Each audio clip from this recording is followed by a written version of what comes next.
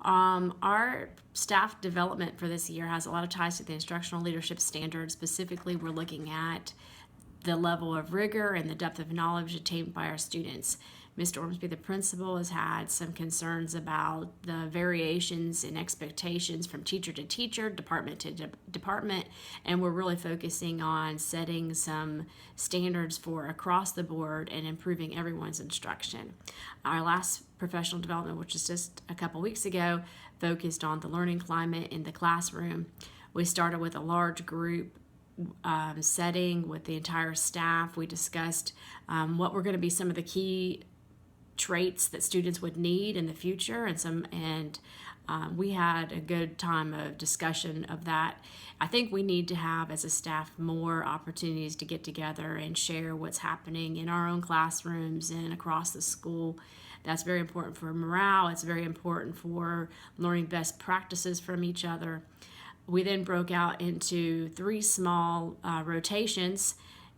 First one was led by the assistant principal. He discussed non-negotiables that the staff had and the administration had for instruction, for teachers, and for the administration.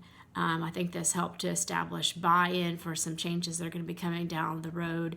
And as the standard indicates, it was a good opportunity to focus conversations on those expectations and to allow everyone to have a say, but also to know that there were other things that needed to be considered. Then our lead teacher led a session on looking at resources for effective learning strategies, and as part of the instructional leadership standard indicates, this allowed them to improve their practice. And it's also part of the focus of our PLCs this year. We have middle school in the same building, so they're able to work on K-12 alignment, especially in grades 6 through 12 in our building. And then I led a session called Getting Your Ducks in a Row, and it was about full of duck analogies like don't get your feathers ruffled, learning lessons from the flying V, and looking smooth on top but paddling like crazy underneath.